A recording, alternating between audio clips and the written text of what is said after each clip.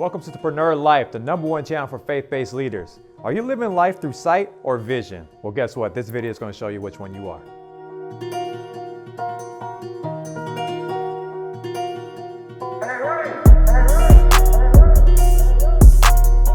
Welcome back, guys. There's 3 types of vision I'm going to talk about here with you today. The first vision you'll see here is having a clear vision. Like I have these glasses on. I can actually see you through these glasses. Without these glasses, I can't see you at all right now. All right, so do you have a clear vision in front of you, which you want to accomplish? The second one we'll be talking about really quickly is vague vision. Is your vision so vague that you don't really know specific addresses, specific details towards that? And then lastly, there's no vision at all. So let's kind of talk about all 3 really quickly.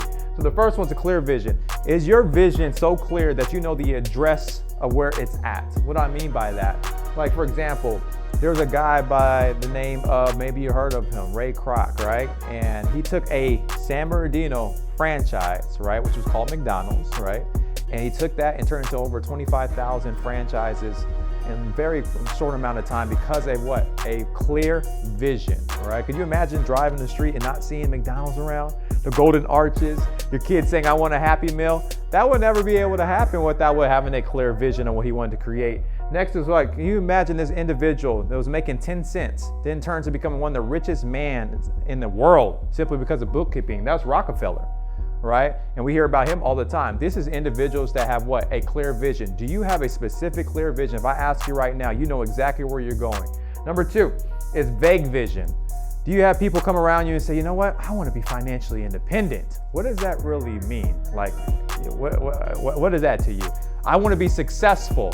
What does that mean? Because we have different probably definitions of success, right? You probably see, I want to retire. Like, okay, everyone wants to retire. Like, what does that mean? Do you want to retire like tomorrow, yesterday? Like, when is that? So do you have specifics in regards to the dates, the amount for yourself in regards to your vision? A lot of people have a vague vision, therefore that's why they never get to the address to their destination of that vision specifically. And then lastly is no vision, right? No vision at all. I remember being in this place, you know, for right now, I'm a business owner. I run a team, an agency, a financial firm. I run a family as well. And I remember I had no vision for my family. I had no vision for my team. And when you have no vision, you can kind of see it right here, you kind of perish. You kind of have these, like, there's really no action, there's no inspiration, there's no energy in you because you have nowhere of where to go next. There's no next step for you.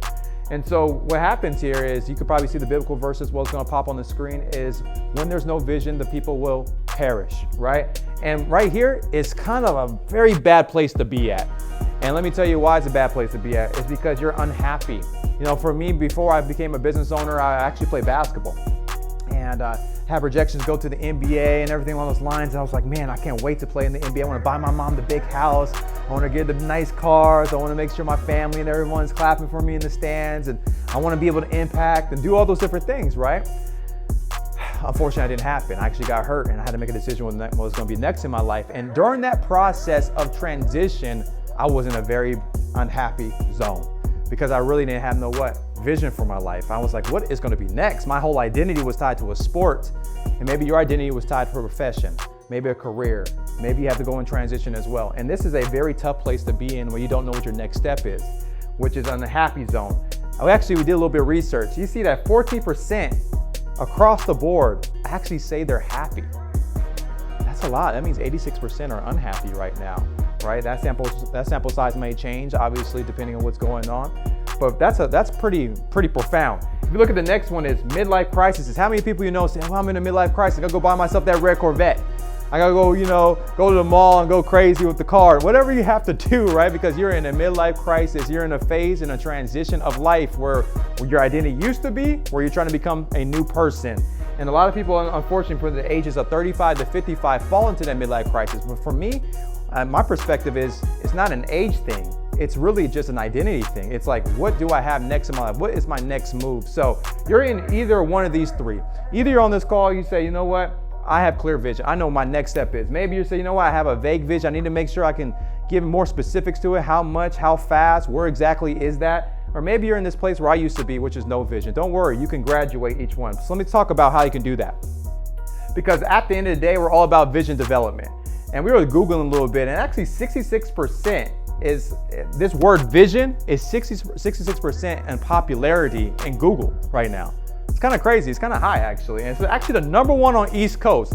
I'm from California. I'm from the West Coast.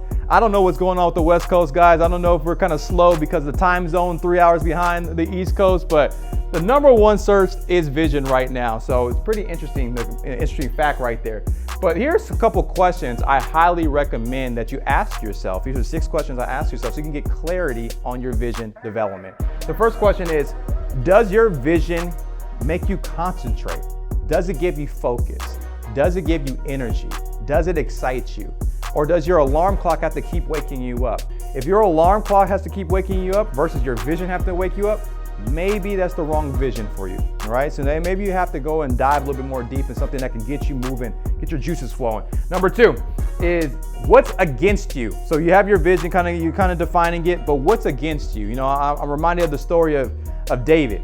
You know, a lot of people use the story of David and Goliath, and yes, that's a very popular story, but the story that comes to my mind is David versus the lion.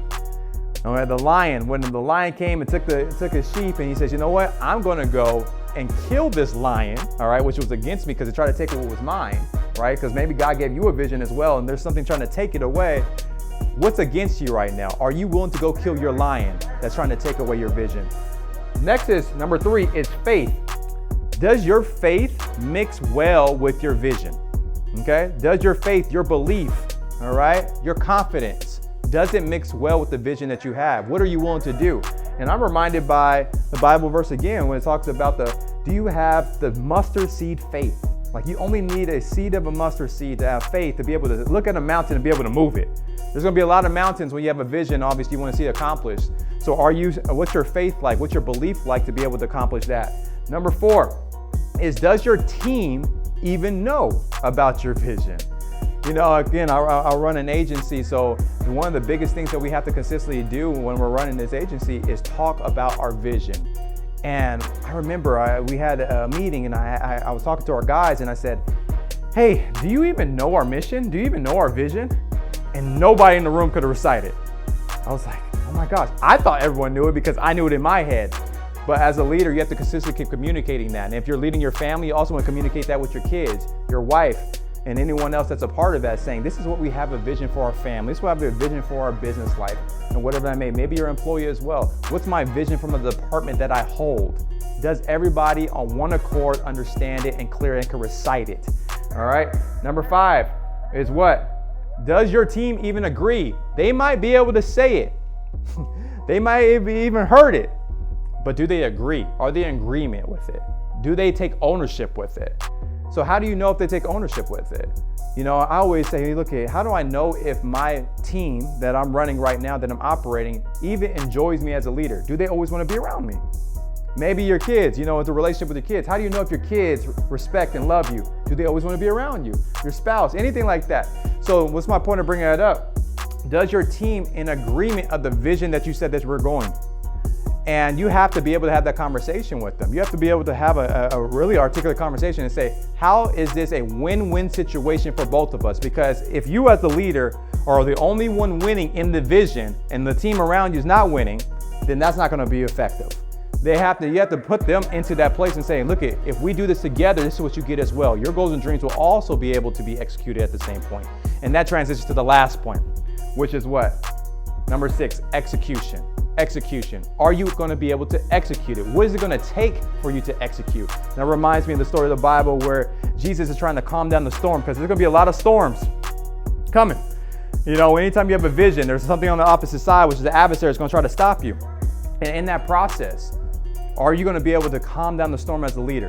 Calm down the storm and say, hey guys, it's going to be okay. Why? Because we have enough faith to be able to move forward. We have enough execution to move forward. We've been able to look back and say, you know what? We have a clear vision and clear destination where we're going. We're focused. We know what's against us. We already have our faith in place. We know our team, and we know everyone's being equipped. They've been skillfully already ready to be able to go for this time, to be able to accomplish what we need to accomplish. And we're going to come and execute, and we're going to win. So that will wrap up this conversation on the development of your vision. Hopefully, again, this has been able to help you in your development, leadership to where your goals may be as well. So with that, check out our social media handles if you haven't already. Subscribe if you haven't already. And we're excited to be able to see you on the next video.